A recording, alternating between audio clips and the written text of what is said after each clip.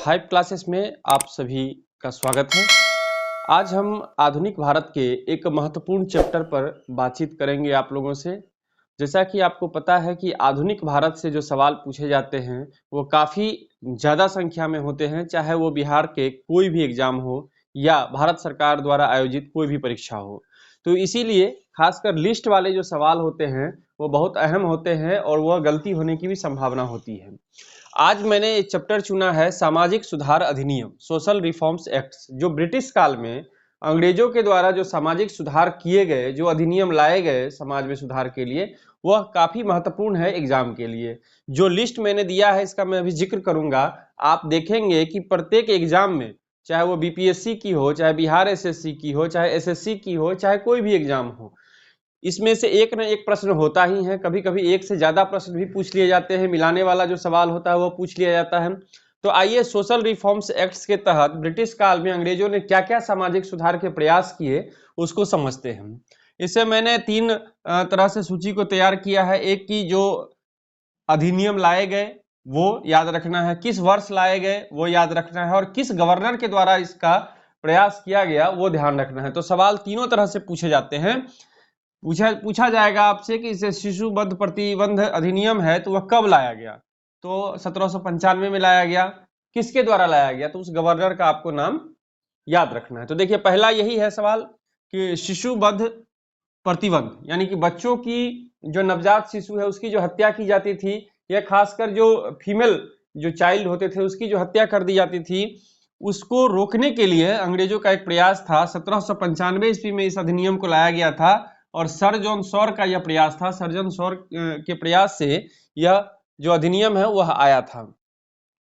वहीं उसके बाद सती प्रथा प्रतिबंध। सती प्रथा आप लोगों को पता होगा, जौहर प्रथा, सती प्रथा बहुत फेमस एक कुरीति आप कह सकते हैं, सामाजिक कुरीति जो भारतीय समाज में व्याप्त था।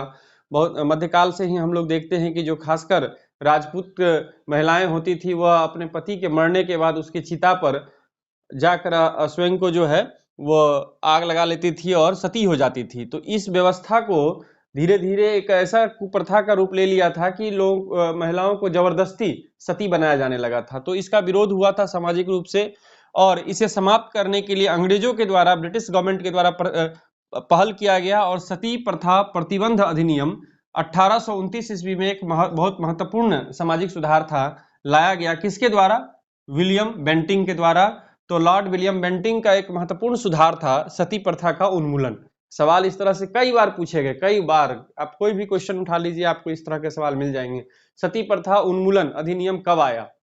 1829 ईस्वी में। किसके द्वारा लाया गया? लॉर्ड विलियम बेंटिंग के द्वारा लाया गया। तो यह बहुत महत्वपूर्ण सवाल है, इसको वीवीआईपी आप समझिए, बार बार पूछे जाते हैं। उसके बाद वाला जो क्वेश्चन है, दास प्रथा पर प्रतिबंध किसने लगाया था? दास प्रथा अधिनियम, दास प्रथा प्रतिबंध अधिनियम किसने लाया था? बहुत महत्वपूर्ण है, यह ब्रिटिश काल का एक महत्वपूर्ण सुधार है। और दास प्रथा क्या था आपको पता है कि यह भी जो है, हालांकि प्राचीन काल में भी इसका जिक्र है, लेकिन मध्यकाल में एक स्थापित व्यवस्था थी कि लोगों को गुलाम बना लिया जाता था और बेगारी खटाया जाता था, पैसा नहीं देकर उससे जो है काम लिया जाता था और वो एक तरह का गुलाम होता था। तो दास प्रथा पर प्रतिबंध लगाने का जो ब्रिटिश पहल था, जो प्रयास किया गया था, वह 1843 ईस्वी में किया गया था। और किसके द्वारा किया गया था, किस गवर्नर के द्वारा? यह महत्वपूर्ण है। तो लॉर्ड एलन बरो के द्वारा किया गया था। लॉर्ड एलन बरो के द्वारा। आप लोग इसको पढ़ते समय, अभी जब आप वीडियो देखेंगे तभी इसको याद करने का प्रयास करें कि इसको याद कर ले, रट ले। छोटा सा लिस्ट है, बहुत महत्वपूर्ण है, एक सवाल पूछा जाएगा। तो 1843 में लॉर्ड एलन बरो के द्वारा दास प्रथा पर प्रतिबंध लगाया गया था। उसके बाद हिंदू विधवा पुनर्विवाह अधिनियम, यह भी बहुत महत्वपूर्ण है। आप जानते हैं कि हिंदू धर्म में जो है विधवाओं को पुनर्विवाह करने की आज़ादी नहीं होती थी, और इस अंग्रेजों ने इस तरह का प्रयास किया। और आपको पता ही है कि जो सामाजिक सुधार आंदोलन हुए थे 19वीं सदी में, उसमें भी इस बात को समाहित किया गया था। ये सारे प्रयास भारतीयों के द्वारा ही किए गए। बाद में अंग्रेजों ने इसे अधिनियम का रूप देकर इसे रोका। तो हिंदू विधवा पुनर्विवाह अधिनियम जो है 1856 ईस्वी में लाया गया था। किसके द्वारा लाया गया था? तो उस समय के तत्कालीन जो गवर्नर थे लॉर्ड कैनिंग के द्वारा लाया गया था। आपको पता ही है कि लॉर्ड कैनिंग के समय में ही 1857 का विद्रोह भी हुआ था। तो लॉर्ड कैनिंग बहुत महत्वपूर्ण गवर्नर होता है भारत के लिए, और जब हम लोग पढ़ते हैं इतिहास को तो इसके बारे में डिटेल से पढ़ते हैं, इसके समय की सभी घटनाओं को पढ़ना पड़ता है हमें।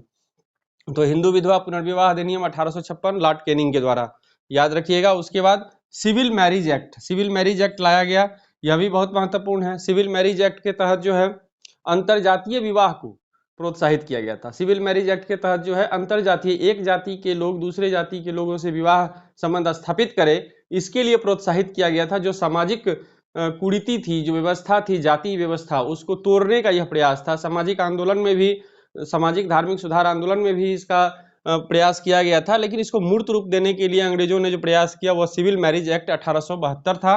और यह लाया गया था किसके द्वारा? तो नॉर्थ ब्रुक के द्वारा, नॉर्थ ब्रुक के द्वारा लाया गया था सिविल मैरिज एक्ट अधिनियम 1872। सिविल मैरिज अधिनियम 1872 लाया गया था नॉर्थ ब्रुक के द्वारा। उसके बाद महत्वपूर्ण है एज ऑफ कंसेंट एक्ट।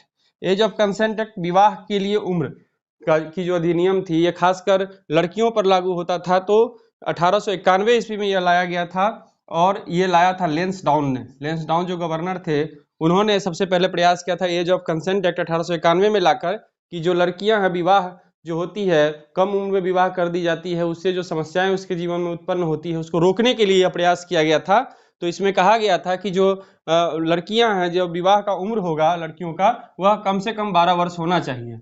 12 वर्ष से कम उम्र की लड़कियों का विवाह निषेध कर दिया गया था एज ऑफ कंसेंट एक्ट 1891 के द्वारा, और यह प्रयास था लेंसडाउन के द्वारा। वहीं तुरंत इसके बाद जब शारदा एक्ट आया 1930 ईस्वी में, शारदा एक्ट लाया गया हरविलास शारदा के प्रयास से 1930 ईस्वी में। तो इस शारदा एक्ट के तहत जो है इसको और बढ़ाया गया। जो गर्ल्स का उम्र 12 वर्ष रखा गया था विवाह का, उसको 14 वर्ष कर दिया गया शारदा एक्ट में। और यह जो पहल है शारदा एक्ट लाने का, वह किसके द्वारा किया गया? तो लॉर्ड इरविन के द्वारा, तत्कालीन जो गवर्नर थे, ब्रिटिश गवर्नर, उसके द्वारा किया गया। तो लॉर्ड इरविन का बहुत सुंदर प्रयास रहा शारदा अधिनियम 1930 ईस्वी। सवाल पूछे जाते हैं, दोनों का कंटेंट भी आपको याद रखना है कि एज ऑफ कंसेंट एक्ट के तहत क्या सुधार किए गए। तो लड़कियों के विवाह का उम्र 12 वर्ष या उससे ऊपर किया गया। शारदा एक्ट के तहत 1930 ईस्वी में लॉर्ड इरविन के द्वारा जो लड़कियों के विवाह का उम्र है वह 14 वर्ष न्यूनतम निर्धारित किया गया, उससे ऊपर कर सकते हैं। उसके बाद एक और बहुत महत्वपूर्ण अधिनियम लाया गया अंग्रेजों के द्वारा, वह था हिंदू महिला संपत्ति अधिनियम। हिंदू महिला को जो संपत्ति में अधिकार दिया जाता था, संपत्ति रखने का जो अधिकार था, वह 1937 ईस्वी में लॉर्ड लिनलिथगो के प्रयास से यह सफल हुआ था। लॉर्ड लिनलिथगो ने इसकी पहल की थी और एक्ट का रूप दिया था हिंदू महिला संपत्ति अधिनियम। इसमें जो हिंदू महिलाएं थी उनको भी संपत्ति का मालिक समझा जाने लगा। यह 1937 ईस्वी से यह एक्ट लाया गया लिनलिथगो के द्वारा, और यह प्रयास काफी सफल भी रहा था, और वर्तमान में तो अधिकार है ही। तो इस तरह से जो मैंने आपको आज का लिस्ट समझाया है, इससे निश्चित रूप से सभी परीक्षा में एक सवाल रहेंगे। तो आइए एक बार रिवीजन कर ले जल्दी से। शिशु वध प्रतिबंध अधिनियम 1795 ईस्वी में सर जॉन सॉर। सती प्रथा प्रतिबंध अधिनियम 1829 विलियम बेंटिंग। दास प्रथा प्रतिबंध 1843 लॉर्ड एलनबरो। हिंदू विधवा पुनर्विवाह अधिनियम 1856 Lord Canning. Civil marriage act 1872 Northbrook. Age of consent act 1891 Lansdowne. Sharda अधिनियम 1930 लॉर्ड इरविन, और हिंदू महिला संपत्ति अधिनियम 1937 लॉर्ड लिनलिथगो। तो ये लिस्ट जो है आपको याद रखना है। इसी तरह से मैं जो सवाल जिस तरह से पूछे जाते हैं, मैं उस तरह के सवालों को समाहित करके क्लास को आगे बढ़ाता रहूंगा। आप देखते रहिए हमारा YouTube channel hype classes. Videos को लाइक कीजिए, अपने दोस्तों के साथ शेयर कीजिए। धन्यवाद।